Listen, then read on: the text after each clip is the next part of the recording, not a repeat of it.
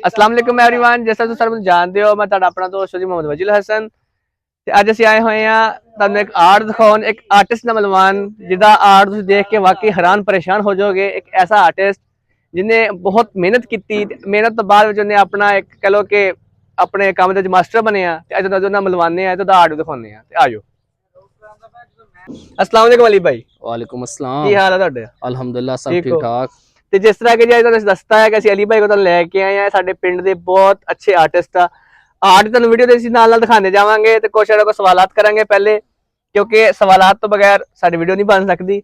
ਤੇ ਅਲੀ ਭਾਈ ਸਭ ਤੋਂ ਪਹਿਲੇ ਤੁਹਾਡੇ ਕੋਲ ਸਵਾਲ ਕਰਨਾ ਚਾਹਾਂਗਾ ਕਿ ਤੁਸੀਂ ਜਿਹੜਾ ਆਰਟ ਸਿੱਖਿਆ ਕਿੱਥੋਂ ਸਿੱਖਿਆ, ਉਸਤਾਦ ਕੌਣ ਸੀ ਆਪਣੇ ਤੇ ਕਿਸ ਜਗ੍ਹਾ ਤੇ ਰਿਹਾਇਸ਼ੀ ਸੀ ਉਹ मेरा उस्ताद ने उस्ताद अयूब साहब ने मुल्तान दे। अच्छा। चुंगी नंबर 7 ते रहंदे, उत्थे मेरी दुकान सी, मैं उत्थों काम सीख के आया। सही जी, मुल्तान दे सीखिया मतलब हाँ कि जी। ते कितनी देर कितने अरसे च काम सीखिया है? ए मैं काम सीखिया 5 सालां च। अच्छा, 5 साल ਦਾ ਅਰਸਾ ਲਾਇਆ ਇਸ ਕੰਮ ਨੂੰ ਸਿੱਖਣ ਲਈ। जी बिल्कुल ठीक हो गया। ਤੇ ਇਹ ਅੱਜ ਤੁਹਾਨੂੰ ਨਾਲ ਦਿਖਾਉਂਦੇ ਵੀ ਦਿਖਾਵਾਂਗੇ ਵੀ ਨਾਲ ਥੋੜਾ ਜਿਹਾ ਸਵਾਲਾਂ ਦਾ ਸਿਲਸਿਲਾ ਥੋੜਾ ਖਤਮ ਹੁੰਦਾ, ਫਿਰ ਤੁਹਾਨੂੰ ਦਿਖਾਵਾਂਗੇ ਵੀ ਕਿ ਕੰਮ ਕੀ ਕਰਦੇ ਆ ਭਾਈ। ਅੱਛਾ ਅਲੀ ਭਾਈ, ਉਸ ਤੋਂ ਬਾਅਦ ਤੁਹਾਡੇ ਕੋਲ ਬਹੁਤ ਅਹਿਮ ਜਿਹਾ ਸਵਾਲ ਆ ਕਿ डिजाइन ਜਿਹੜਾ ਕਸਟਮਰ ਜਿਹੜਾ ਮਰਜ਼ੀ ਲੈ ਕੇ ਆ ਜੇ ਬਣਾ ਸਕਦੇ ਹੋ? जी बिल्कुल। ਇਹ 4-5 ਤਰ੍ਹਾਂ ਦੇ ਡਿਜ਼ਾਈਨ ਹੁੰਦੇ ਆ, ਜਿਸ ਤਰ੍ਹਾਂ ਦਾ ਬੰਪਰ ਵਗੈਰਾ ਹੋ ਗਿਆ, ਟਰਾਲੀ ਹੋਗੀ, ਜਿਸ ਤਰ੍ਹਾਂ ਦਾ ਵੀ ਡਿਜ਼ਾਈਨ ਹੋਇਆ ਨਾ ਉਸ ਤਰ੍ਹਾਂ ਦਾ ਬਣਾ ਲੈਂਦੇ ਆ। ਅੱਛਾ, ਕੁਝ ਮੈਨੂੰ ਇਹ ਵੀ ਸੁਣਨ ਚ ਹੈ ਆ ਕਿ ਜਿਹੜੇ ਬੰਪਰ ਦੇ ਡਿਜ਼ਾਈਨ ਉਹਨਾਂ ਕੁਝ ਨਾਮ ਹੁੰਦੇ ਆ, ਕੁਝ ਆਡੀਓ ਸੇ ਸ਼ੇਅਰ ਕਰਨਾ ਚਾਹੋਗੇ? ਹਕੀਮ ਦਾ ਬੰਪਰ ਹੁੰਦਾ, ਔਰ ਝੰਗ ਦੀ ਡੈਕੋਰੇਸ਼ਨ ਹੁੰਦੀ ਹੈ, ਟੋਬੇ ਦੇ ਬੰਪਰ ਹੁੰਦਾ, ਪੀਰ ਮਹੱਲ ਦਾ ਬੰਪਰ ਹੁੰਦਾ। ਅੱਛਾ, ਸਿਟੀ ਦੇ ਹਿਸਾਬ ਨਾਲ ਟ੍ਰੈਂਡ ਚੱਲਦਾ ਆ। ਜੀ ਜੀ, ਹਰ ਇਲਾਕੇ ਦਾ ਆਪਣਾ ਬੰਪਰ ਡਿਜ਼ਾਈਨ ਹੁੰਦਾ ਔਰ ਉਸ ਤਰ੍ਹਾਂ ਡਿਜ਼ਾਈਨ ਅਸੀਂ ਬਣਾ ਲੈਂਦੇ ਹਾਂ। ਸਹੀ ਸਹੀ ਸਹੀ। ਤੇ ਫਿਰ ਜਿਹੜਾ ਸਭ ਤੋਂ ਖੂਬਸੂਰਤ ਡਿਜ਼ਾਈਨ ਹੁੰਦਾ ਆ ਉਹ ਕਿਹਦਾ, ਉਹਦਾ ਕੀ ਨਾਮ ਆ ਸਭ ਤੋਂ ਖੂਬਸੂਰਤ ਜਿਹੜਾ? ਉਹ ਝੰਗ ਦੀ ਸਾਈਡ ਦੀ ਡੈਕੋਰੇਸ਼ਨ ਹੁੰਦੀ ਆ, ਉਹ ਬਹੁਤ ਬਰੀਕ ਬਰੀਕ ਹੋਈ ਹੁੰਦੀ ਹੈ, ਜਿਸ ਤਰ੍ਹਾਂ ਅਸੀਂ ਟਰਾਲੀ ਰੰਗ ਕੀਤੀ ਹੈ, ਝੰਗ ਸਾਈਡ ਦੀ ਹੋਈ ਹੋਈ ਹੈ। ਅੱਛਾ, ਝੰਗ ਸਾਈਡ ਦੀ ਹੋਈ ਹੋਈ ਆ। ਠੀਕ ਹੋ ਗਿਆ। ਹੁਣ ਅਸੀਂ ਤੁਹਾਨੂੰ ਨਾਲ ਟਰਾਲੀ ਦਿਖਾਉਂਦੇ ਵੀ ਆ। ਆ ਜਾਓ ਇੱਕ ਮਿੰਟ ਅਲੀ ਭਾਈ, ਆ ਜਾਓ ਅਲੀ ਭਾਈ।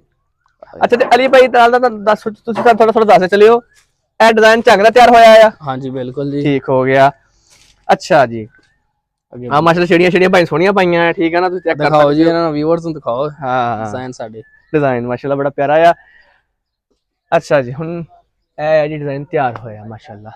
ਇਹ ਟਰਾਲੀ ਦਾ ਫਰੰਟ ਆ। ਸਹੀ। ਇਹ ਪਹਿਲੇ ਫਰੰਟ ਤੇ 2 ਦਿਨ ਲੱਗ ਜਾਂਦੇ ਤਕਰੀਬਨ। 2 ਦਿਨ ਦਾ ਟਾਈਮ ਲੱਗਣਾ ਹੈ ਇਹਨੂੰ। ਜਿਸ ਤਰ੍ਹਾਂ ਕਿ ਮੈਂ ਤੁਹਾਨੂੰ ਗੱਲ ਕਰਨ ਦਾ ਜਦ ਚਲਾ ਕਿ ਇੱਕ ਅੱਛੇ ਉਸਤਾਦ ਇੱਕ ਅੱਛੇ ਸ਼ਾਗਿਰਦ ਨੂੰ ਬਣਾਉਂਦੇ ਆ, ਉਸ ਨੇ ਅਲੀ ਭਾਈ ਇੱਕ ਅੱਛੇ ਉਸਤਾਦ ਦੇ ਸ਼ਾਗਿਰਦ ਦਾ, ਤੇ ਇਹਨਾਂ ਦੀ ਜਿਹੜੀ ਆਰਟ ਆ ਤੁਹਾਡੇ ਸਾਹਮਣੇ ਆ, ਤੇ ਤੁਸੀਂ ਦੇਖ ਸਕਦੇ ਹੋ ਕਿ ਇੱਕ ਆਰਟ ਦੇ ਵਿੱਚ ਸਫਾਈ ਨਜ਼ਰ ਆ ਰਹੀ ਆ।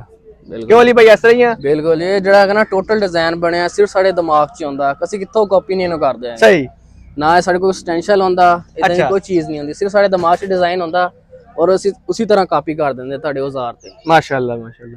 ਅੱਛਾ, ਮਤਲਬ ਕਿ ਇਹ ਸਾਰਾ ਤੁਸੀਂ ਆਪਣੇ ਦਿਮਾਗ ਵਿੱਚ ਬਣਾਇਆ? ਬਿਲਕੁਲ। ਅੱਛਾ, ਤੇ ਜਿਹੜਾ ਤੁਹਾਨੂੰ ਇੱਕ ਡਿਜ਼ਾਈਨ ਲੈ ਆਵੇ ਤੇ ਕਿਹੜਾ ਡਿਜ਼ਾਈਨ ਬਣਾਉਣਾ ਤੇ ਬਣਾ ਲੋਗੇ? ਹਾਂਜੀ, ਅੱਗੇ ਸਰ ਅਸੀਂ ਗੱਲ ਕਰ ਚੁੱਕੇ ਇਸ ਬਾਰੇ ਚ। ਜੀ ਬਿਲकुल। ਸਹੀ ਸਹੀ ਸਹੀ।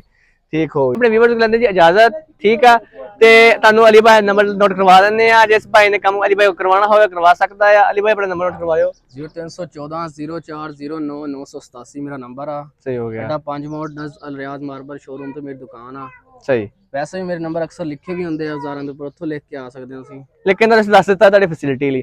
ਤੇ ਮੇਰੇ ਚੈਨਲ ਨੂੰ ਸਬਸਕ੍ਰਾਈਬ ਕਰਿਓ, ਡੇਲੀ ਲਾਈਵ ਵਿੱਚ ਸਬਸਕ੍ਰਾਈਬ ਕਰਿਓ, ਲਾਈਕ ਕਰਿਓ, ਸ਼ੇਅਰ ਕਰਿਓ ਤੇ ਕਮੈਂਟ ਕਰਿਓ। ਅੱਲਾਹ ਹਾਫਿਜ਼। ਅੱਲਾਹ ਸਾਡੇ ਸਭ ਦਾ ਹਾਮੀ ਨਾਸਰ।